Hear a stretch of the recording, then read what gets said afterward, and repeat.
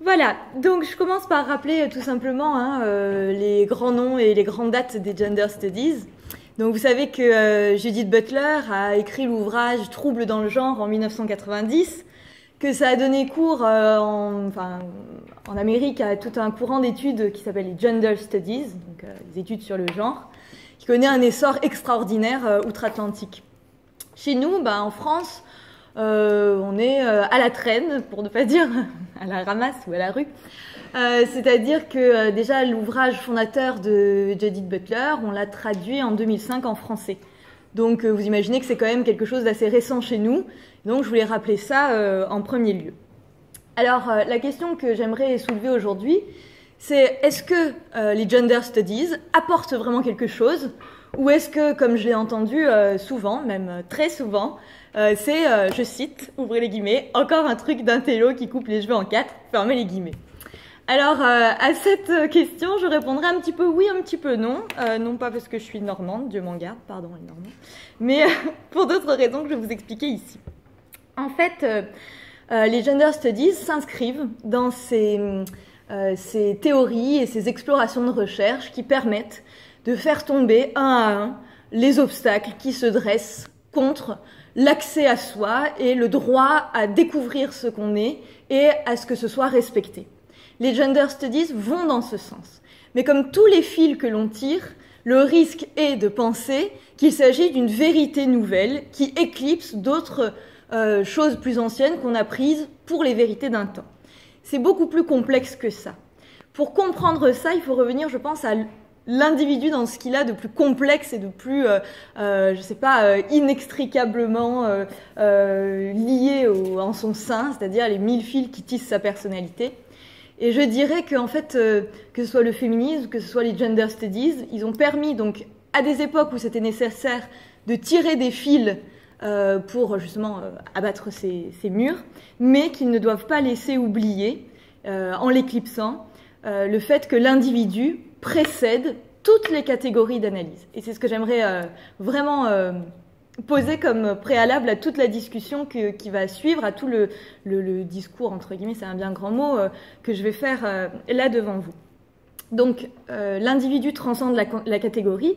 J'emprunte cette phrase à Germaine Tillon, qu'il a dit dans un tout autre contexte, celui de la guerre d'Algérie.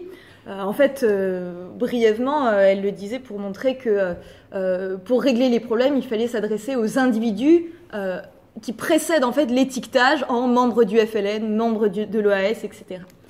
Et effectivement, je suis tout à fait d'accord avec cette vision et je l'appliquerai à d'autres champs, c'est-à-dire qu'il faut parler à l'individu plutôt que de parler à celui qui a un sexe masculin et celui qui a un sexe féminin, voire à l'épanouissement de ces choses-là dans les constructions génériques postérieures ou au contraire le non-épanouissement de cette personne dans ces constructions. Je fais référence à quelque chose qui a eu énormément de succès dans les années 2000, si mes souvenirs sont bons, et qui était « Les hommes viennent de Mars, les femmes viennent de Vénus ». Alors il y avait le livre, il y avait le spectacle, ça a connu un succès de fou. Et c'était l'époque où j'avais une grosse envie de me caser et de fonder une famille. Et quand j'ai rencontré mon mari et qui m'a sorti « Ah oui, mais c'est vrai, toi tu viens de Vénus », je lui ai dit « Abruti, on commence par regarder l'individu avant de regarder la grille qui nous permet d'analyser l'individu qu'on a en face de soi ». Tout ça pour dire que faire référence à la grille, c'est une bonne chose, mais il faut partir du problème initial. C'est si on se confronte à l'altérité de l'autre et qu'on ne la saisit pas, qu'on peut dire, bon, est-ce qu'il y a des grilles de lecture pour m'aider ? Mais en principe, c'est des choses qu'on est censé pouvoir faire tout seul, juste en s'intéressant à l'autre de manière empathique. Voilà. L'individu transcende la catégorie, ça c'est Germaine Tillon. Ce que je rappelle aujourd'hui, c'est que l'individu précède la catégorie. Voilà le premier point. Je rappellerai en ce sens que si vous regardez dans pas mal de mythologies ou de religions, alors je sais que ça parle à certains d'entre vous, à d'autres pas du tout pour me positionner là-dessus, mais je rappellerai que dans l'hindouisme, les âmes n'ont pas de sexe, d'accord ? Et que l'incarnation est censée être choisie par l'âme pour se révéler à elle-même à travers les différentes vies sous toutes ses facettes. Donc, dans la perspective hindouiste, vous incarnez un jour, dans une vie en homme, dans une autre vie en femme.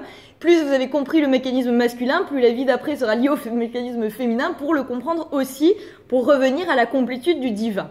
Je vous demande pas d'être hindouiste, je vous dis juste qu'il y a quand même des mythologies, des spiritualités qui vont dans le sens de ce qui précède le sexe. On a tendance à dire, oui, avant le genre, il y a la sexualité, le sexe féminin et le sexe masculin. Bah avant, il y a peut-être autre chose. Alors qu'est-ce que c'est? La racine de l'être, l'âme pour certains, l'humanité au sens large, ce que vous voulez. En tout cas, il y a cette idée. Chez Platon, il y a un état antérieur à l'état d'homme ou de femme, l'androgyne, d'accord? C'est encore une manière de placer un état antérieur, d'accord? Donc je voulais poser ça. Au cas où on en discutera au besoin. Alors maintenant, concrètement, j'aimerais voir qu'est-ce que ça a donné, les gender studies, l'étude du genre, l'essor de la théorie du genre à l'école. Je ne sais pas si vous avez suivi un petit peu les débats, mais ils ont été plus que houleux et parfois, employons le terme que j'ai envie d'employer, carrément à vomir. Alors, je vais vous expliquer en quoi et pourquoi. En quoi ça a consisté concrètement? Le genre à l'école, ça a été changer un tout petit peu l'enseignement primaire et changer un tout petit peu l'enseignement secondaire. Primaire, vous savez, c'est du CP au CM2, donc ça touche les 6-11 ans à peu près. Hein. Et en fait, ça a été d'intégrer dans les lectures des enfants un livre, par exemple, qui s'appelle Mon papa porte une robe ou Papa porte la robe. Enfin, porte la robe, ça ferait un peu curton, mais porte une robe, quelque chose comme ça. Bon. Et en fait, c'est l'histoire d'un petit garçon. Son papa peut plus subvenir à ses besoins. Il était boxeur, peu importe. Et en fait, il va devenir... il va aller dans les cabarets le soir et s'habiller en femme. Et un jour, les petits copains du gamin le voient, c'est la risée de l'école, etc. Et puis, bien sûr, il va, je sais pas, sauver un petit gamin, faire une action héroïque, et tout le monde va dire, finalement, il est cool, etc. Bon. Ok, après on discutera si c'est habile, pas habile, etc. Qu'est-ce qui m'intéresse moi là-dedans? C'est la réaction que ça a suscité. Alors, allez sur YouTube, tapez Papa porte une robe ou le titre de ce machin. Et alors là, vous entrez dans une dimension que je ne savais pas qui existait, que ça existait. Enfin, je savais pas que ça existait encore en France. Qu'est-ce que ça a donné? Eh ben, en fait, il y a eu une riposte immédiate. Je sais pas si vous avez vu le bouquin. Une nana qui s'appelle Farida Belgoul, qui a écrit un bouquin qui s'appelle Papa porte un pantalon et maman porte une jupe, d'accord? En fait, ça veut dire, attention, hein, on va pas subvertir les esprits de nos petits, faut pas trop les chambouler.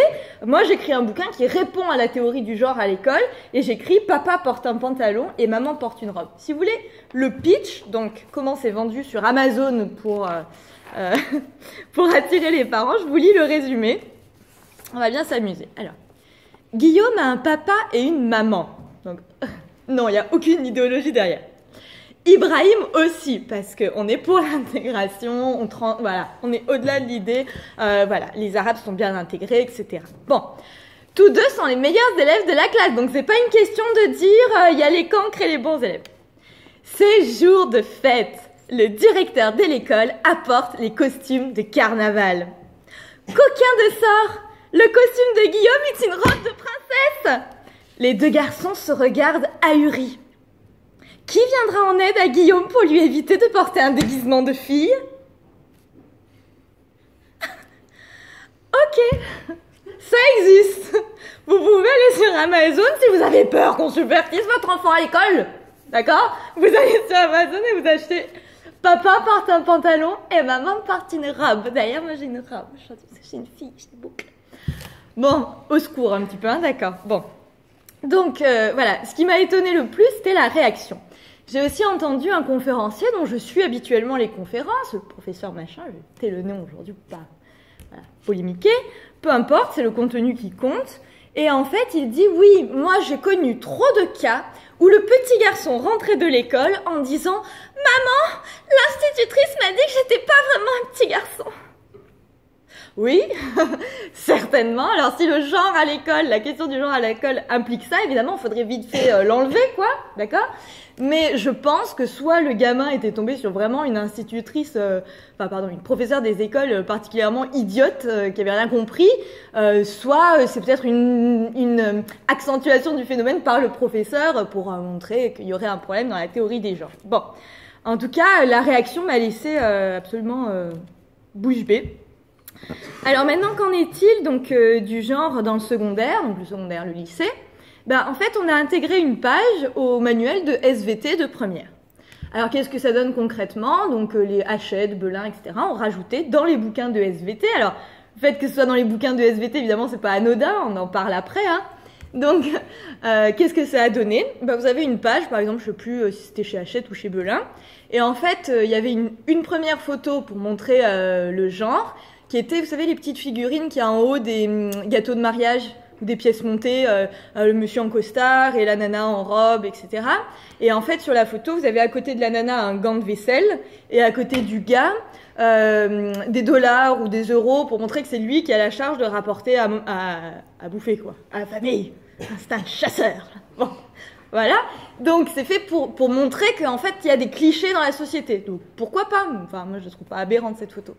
Et en fait ce qui a insurgé la nana qui jugeait les programmes scolaires, c'était que sur la page d'après, il y avait, attention, accrochez-vous, c'est terrible, l'image d'un couple gay, heureux, participant à la Gay Pride et sous un parapluie arc-en-ciel. Oh, mais ça va pas. Alors on dénigre le mariage à la papa-maman, hein, alors que eux ont tous des papas et des mamans, hein, c'est écrit chez Farida Belgoul, d'accord. Donc comme tous un papa et des mamans, on leur dit attention, ce que font papa et maman, c'est la reproduction de clichés. Si vous voulez être heureux, allez à la Gay Pride et envoyez-vous en l'air avec des gens du même sexe que vous. Je doute que ce soit le message que veuille véhiculer le cursus scolaire au lycée, d'accord? Je ne pense pas, d'accord? Donc, moi, ce qui m'a le plus marqué là-dedans, c'était les réactions. Après, est-ce que c'est intelligent ce qui est fait à l'école? Est-ce que ce que j'ai dit, donc papa porte une robe, il y a aussi Tomboy, je ne sais pas si vous connaissez le film, donc ça c'est pour l'enseignement primaire. Tomboy, c'est un petit garçon qui change d'école, je crois, et en fait, il rencontre une fille, donc ils ont, je sais pas, je dirais 8 ans, 8-9 ans, bon bref, je dis de vue, je date les enfants. Donc il rencontre une petite fille, la petite fille le prend pour un petit garçon. Et donc elle lui dit comment tu t'appelles, et il donne un nom de garçon. Et ils deviennent super copains, copines, et en fait le truc c'est que la petite fille tombe amoureuse de l'autre petite fille qui s'est fait passer pour un garçon. Donc ça montre la confusion, etc. Qu'est-ce que je pense de tout ça? En fait, je pense que l'intention est pas mauvaise. Après, est-ce que c'est fait intelligemment? C'est un petit peu envoyé comme ça, quoi, balancé tel quel. C'est vrai que c'est un petit peu, peut-être un peu brutal, peut-être un petit peu, ça manque un petit peu de finesse ou des choses comme ça. Je pense qu'il y a d'autres moyens, en fait. Première chose, je pense que la question des donc sciences de la vie et de la terre, SVT.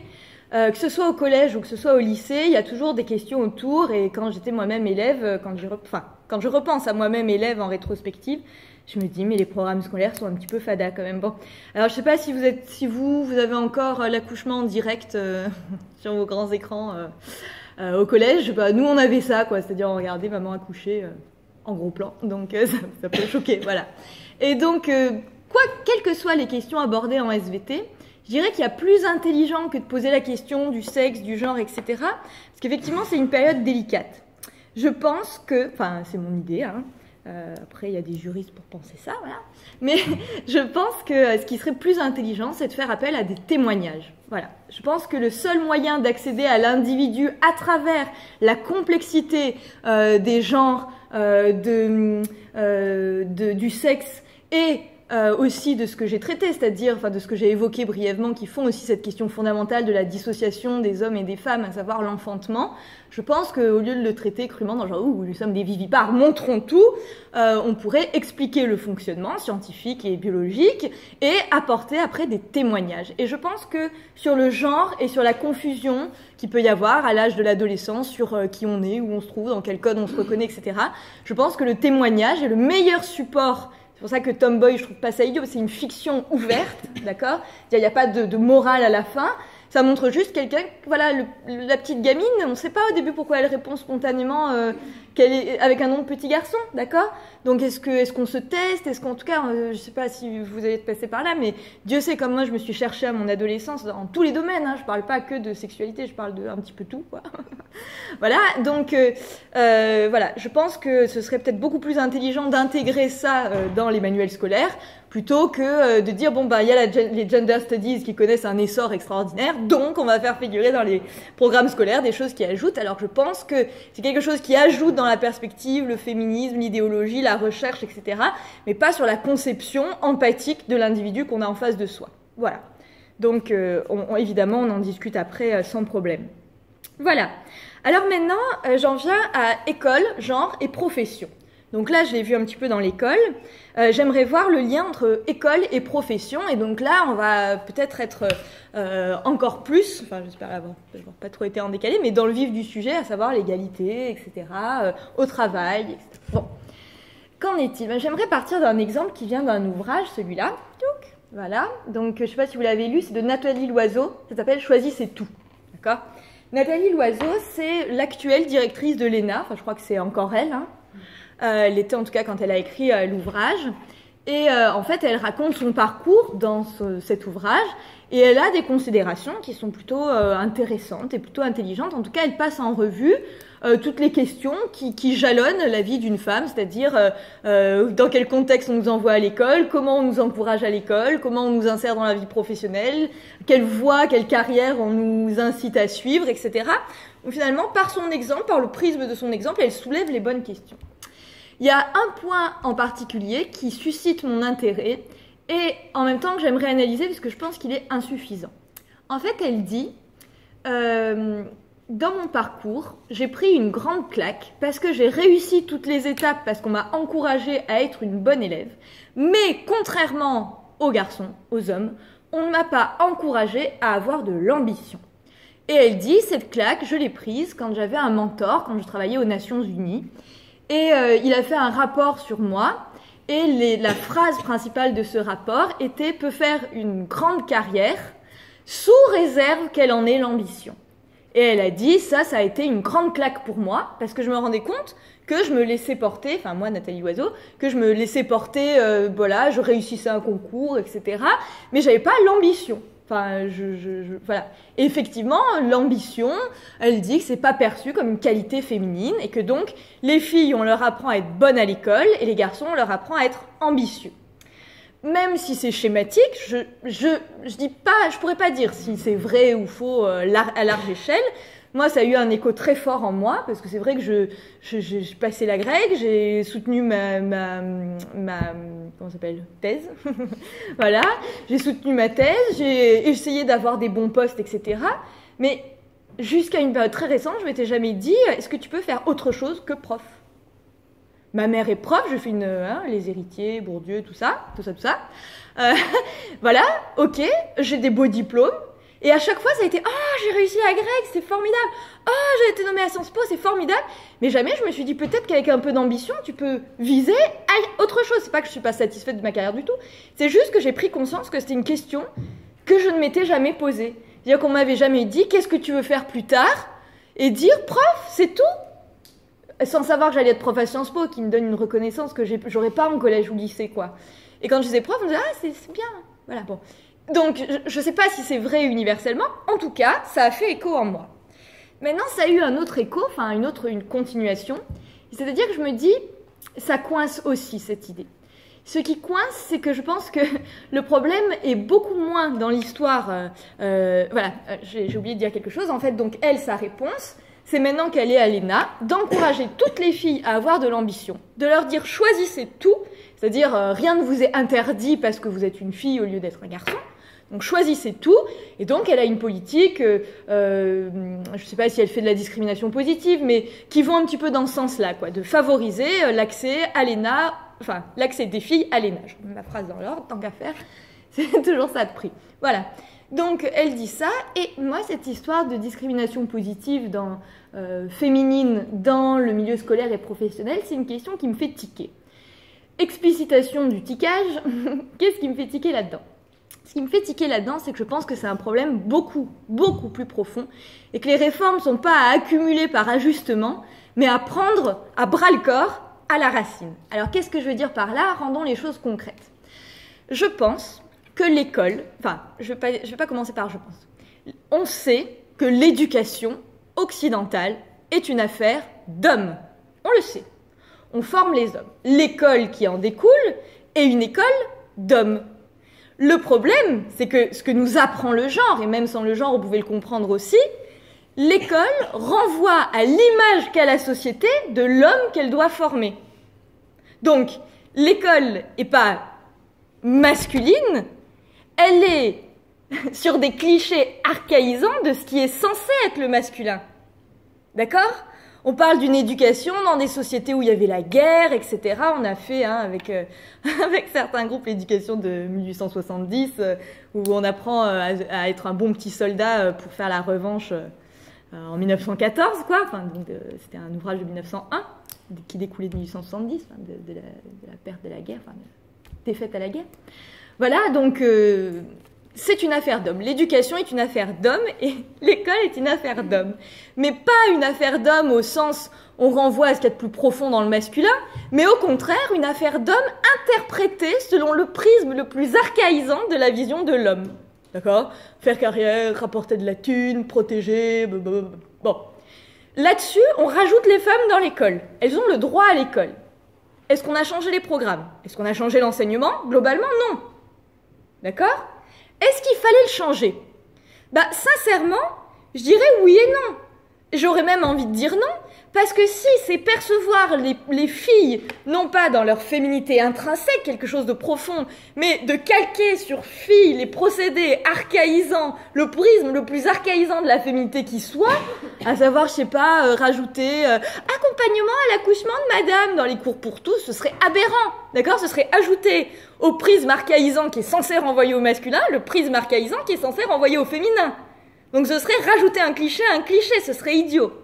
Donc finalement, l'état des lieux de l'école et de la vie professionnelle qui en découle, c'est que finalement ne se reconnaissent là-dedans que les filles qui peuvent s'épanouir dans les valeurs qui sont censées être masculines à travers le prisme archaïsant.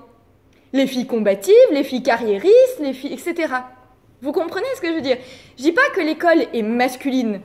Je dis au contraire qu'il y a des hommes qui sont très malheureux à l'école parce que la vision qu'on leur donne de l'homme est aberrante et archaïque. D'accord ? Et que les filles qui se reconnaissent dans le modèle scolaire et professionnel sont des filles qui ont des qualités qui sont présentes dans tous les genres et qui sont celles qui sont à l'école, qui ne sont ni féminines ni masculines et qui ont été interprétées comme masculines. Et du coup, ça donne plein de débats idiots dans le genre est-ce qu'il y a des métiers de femmes, des métiers d'hommes, machin, etc. Bon, après on débat parce qu'évidemment, il y a des nuances que je peux pas apporter en 30 minutes et j'y vais à la hache, quoi. Bon, on continue. Du coup, la question que je me suis posée, c'est comment on pourrait changer cet état de fait ? Est-ce que rajouter une page dans un manuel de SVT de première, ça change vraiment la donne sur les questions qui m'intéressent moi et que je trouve beaucoup plus fondamentales que de savoir si, voilà, au niveau de la mise en page, quelles photos on choisit, est-ce que le genre c'est bien ci ou ça ? Non, ça c'est regarder de manière très myope la question. Bon, qu'est-ce qu'on pourrait faire ? En fait, il faut casser ces catégories, vraiment comme je l'ai annoncé au début, avec le plaisir nietzschéen qu'a eu Nietzsche de taper sur les idoles. Il disait faire de la philosophie à coups de marteau. Moi, je pense qu'il faut faire de la réforme scolaire à coups de marteau. Voilà, casser tout ça à coups de marteau dans la joie, parce que c'est pas, c'est quelque chose qui doit se faire festivement, joyeusement, et pour décrasser tout ça et en sortir quelque chose de beaucoup plus humain et de beaucoup plus fondamental. Ça peut paraître très abstrait, du coup, je vais essayer de donner une vision concrète. Il y a énormément de domaines de la pensée qui sont passionnants et qu'on n'a toujours pas intégrés, ni à l'école, ni à la vie professionnelle. Quand je dis que l'école est une affaire d'hommes au sens, à travers le prisme le plus aberrant et archaïque de la masculinité, ça donne, dans la vie professionnelle, le fait que tout soit rationnel, diplômant, rationnel, qualité masculine, selon le prisme archaïsant, alors qu'il y a des filles très rationnelles, etc., donc tout ça on est d'accord, c'est le prisme archaïsant, je ne suis pas en train de dire que c'est hommes et femmes, une répartition. Donc, à l'heure actuelle, c'est le diplôme et pas l'individu. L'empathie, la compréhension de l'autre, la finesse, tout ça c'est relégué au second plan. La preuve ? Toute la politique qui est mise en place autour de ça. Vous avez un pépin, vous êtes censé aller dans l'annuaire, vous allez chez le médecin le plus proche de chez vous. Pourquoi ? Parce qu'ils sont, à diplôme égal, aussi compétents les uns que les autres. Mais si leur diplôme ne valide pas des qualités d'empathie, d'affinité, de finesse d'analyse sur l'autre, enfin, de choses beaucoup plus humaines. Bon, c'est pas considéré comme une qualité professionnelle. D'accord? Bon. Et ben c'est ça. Sans me demander si c'est féminin ou masculin, ce dont je me fous éperdument, il y a toute la dimension émotionnelle qui est exclue de l'école et du monde professionnel. Je parle du monde professionnel en tant que diplôme qui valide, qui fait que si vous êtes médecin, vous n'avez pas eu à passer un test, je sais pas, de rapport à l'autre, d'empathie. Enfin, effectivement, on peut... C'est beaucoup plus rond que ça, c'est pas si tranché. Mais vous voyez ce que je veux dire? Dans votre diplôme, vous n'avez pas, alors je vais dire concrètement à quoi ça peut renvoyer, une épreuve de synergologie. Alors synergologie, c'est le terme pompeux pour la recherche qui s'attache au décryptage du langage humain. Vous savez, c'est les gens qui vous apprennent que si vous avez quelqu'un en entretien d'embauche, s'il se tient comme ça, c'est peut-être c'est quelqu'un d'un petit peu angoissé et qui est pas trop dans l'ouverture, alors que s'il se pose comme ça, c'est peut-être un gros bonhomme. Voilà. Donc, évidemment, je caricature encore pour faire rigoler, mais au niveau des idées, j'espère que vous suivez bien.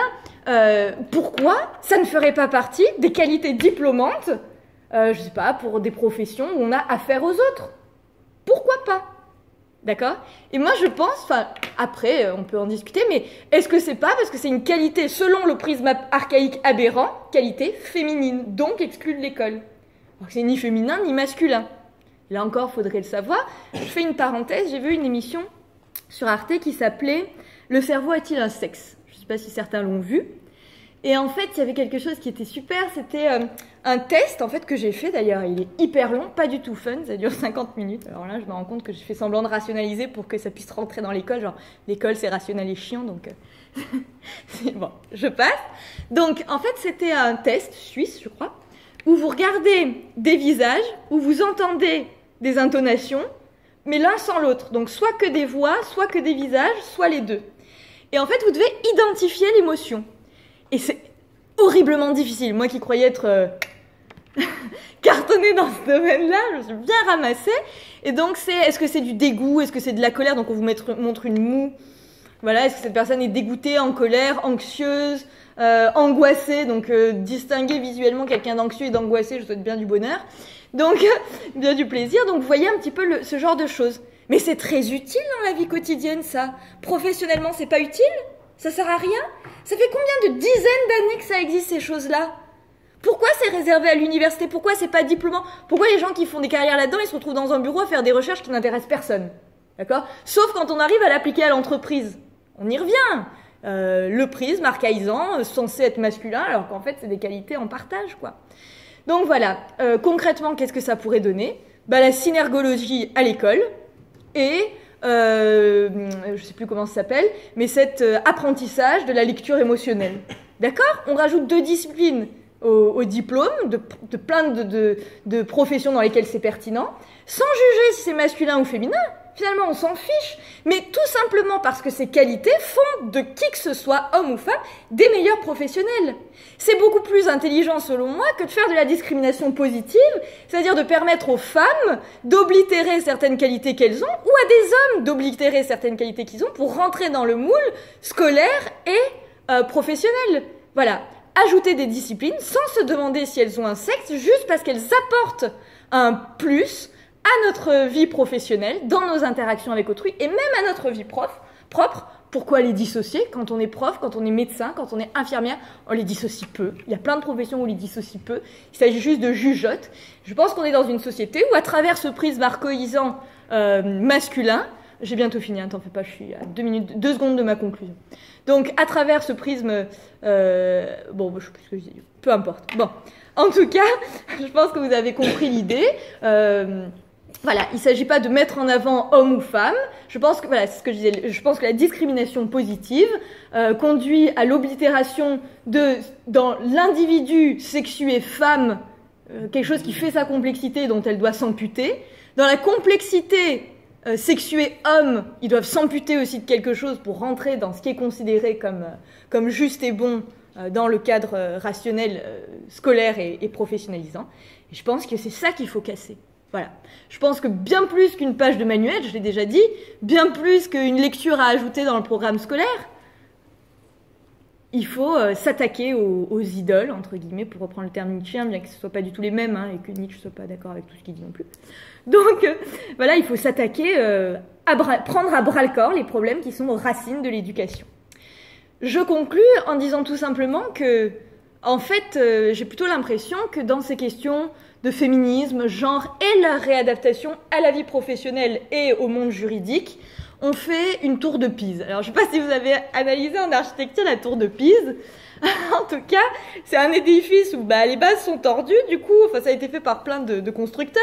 Du coup, celui d'après a redressé le tir en faisant un étage tordu dans l'autre sens, et ils ont fait ça sur plein d'étages. Et du coup, en fait, il n'y a aucun étage qui est vraiment droit, quoi. Enfin, comme elle s'est mise à pencher d'un côté, on a rééquilibré en la faisant pencher de l'autre. Voilà. Et je pense que c'est ça qu'on fait dans l'école et dans le monde professionnel. Je pense qu'on prend une base qui n'est plus adéquate, d'accord? Donc elle commence à partir un peu en sucette. Et au lieu de dire, ok, on enlève cette base, on la reconstruit, etc., on crée des étages supérieurs pour rendre la chose, pour continuer à la rendre vivable, au lieu de la repenser à sa racine. Je pense que c'est ça qui se passe. Et du coup, pour filer la métaphore, je pense que si on avait une tour de Pise, on a bien vu que le matériau pierre n'était pas adapté à la question individu, sexe, genre. Je pense qu'on est bien au-delà de ça. Du coup, il faut un tissu de chair, aussi élastique que peut l'être notre peau, aussi sensitif que peut l'être notre peau, quelque chose qui est voué à une élasticité beaucoup plus grande que la pierre, et qui puisse fonder un édifice à la fois souple et solide. Voilà ce que je pense. Je conclurai simplement par la phrase de Martin Luther King qui me vient à l'esprit. Il dit à un moment, j'ai un rêve, j'ai le rêve que mes 4 petits-enfants vivront dans une société où ils ne seront pas jugés par la couleur de leur peau, mais par le contenu de leur personnalité. Je pense qu'on peut tout à fait traduire cette phrase avec la logique des genres et des sexes. Lui avait quelque chose à affirmer sur le plan des questions de race, de couleur de peau, etc. Et il l'a fait magnifiquement. Je pense qu'il faut aussi le faire magnifiquement, superbement dans le cadre des genres. Et donc reprenons les mots de Martin Luther King et disons, mais j'espère que ma petite fille de 4 ans vivra dans un genre où elle ne sera pas jugée sur the content of her pants, but by the content of her personality, character, donc par le contenu de sa personnalité et pas par le contenu de son slip. Voilà, je finirai sur ce jeu de mots magnifique et je vous remercie de votre attention.